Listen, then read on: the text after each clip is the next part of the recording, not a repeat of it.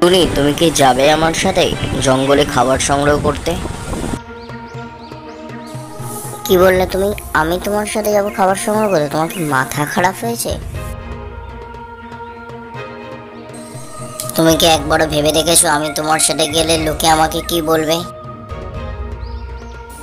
না না, আমি তোমার সাথে কোথাও যেতে যেতে পারবো না। তুমি একা যাও তো বাপু। বাবা টুনি, তুমি কতগুলো কথা শোনালে আমাকে, শুধু একটু বললাম সঙ্গ দিতে। বাবা ঠিক আছে টুনি, তোমাকে যেতে হবে না, আমি একাই চলে যাচ্ছি আমার কাজে।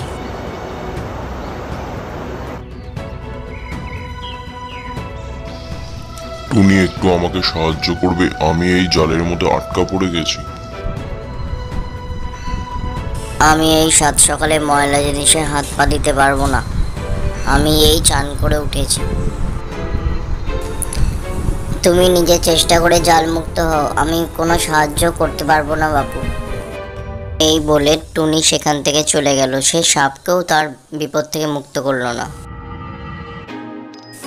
এরপর টুনি আস্তে আস্তে নিজের মতন করে জঙ্গলের উদ্দেশ্যে খাবার সংগ্রহের জন্য রওনা দেয়। এইবার একটু আমি রেস্ট নিই, অনেকটা রাস্তা এলাম তো। টুনি, তোমাকে খুব ক্লান্ত মনে হচ্ছে। তুমি আমার এই মিষ্টি আম খেয়ে নিজের ক্লান্তি দূর করতে পারো, আর আমার এই শীতল ছায়ায় বসে একটু রেস্টও নিতে পারো। বাবু, আমি তোমার ওই জঙ্গলি আম খেয়ে নিজের পেট ভরাতে পারবো না। তুমি খাও বাবু তোমার জঙ্গলি আম। এই কথা বলে টুনি সেখান থেকে চলে গেল।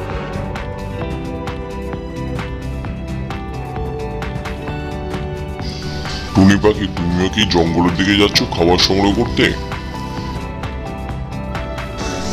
না, আমি বলছি না, আমাদের দুজনের গন্তব্যস্থল যদি একই হয় তাহলে চলো না আমরা একসাথেই যাই।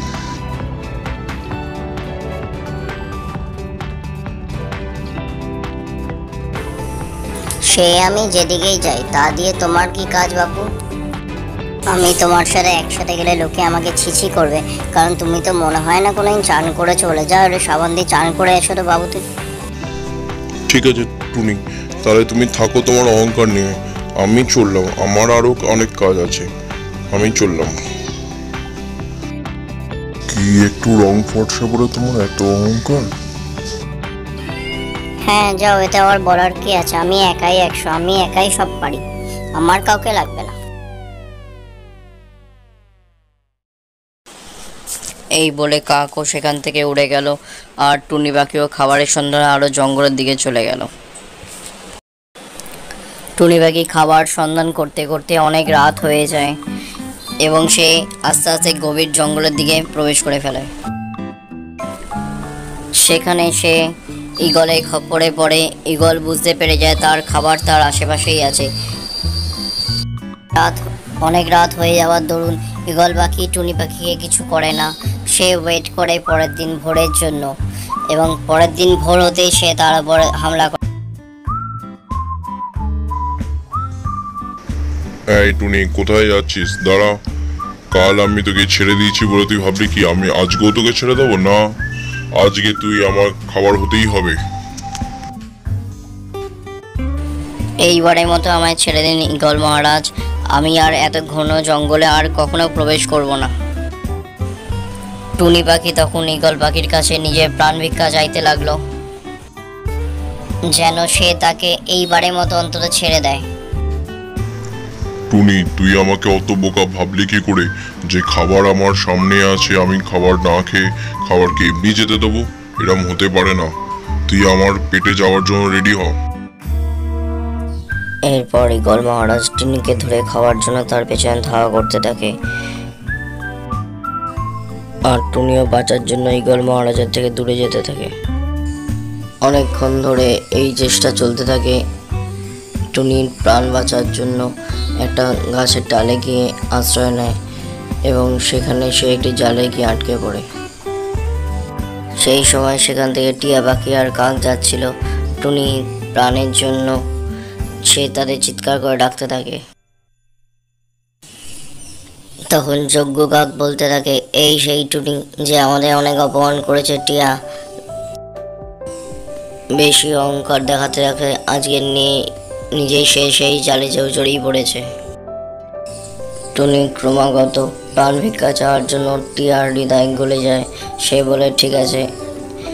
সে তখন কাককে নির্দেশ দেয় যে টুনিকে মুক্ত করার জন্য। টুনি তখন যজ্ঞ কাক গাছে উঠে টুনিকে মুক্ত করে।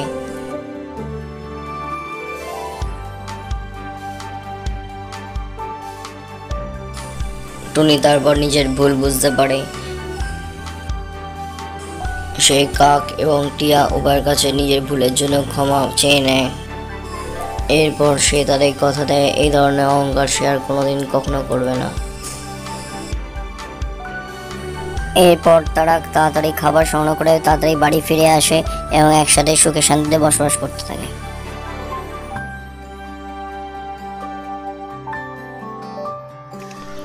ছোট্ট বন্ধুরা, তোমরা আমাদের পাশে থেকো আরো মজার মজার কার্টুন ভিডিও পেতে।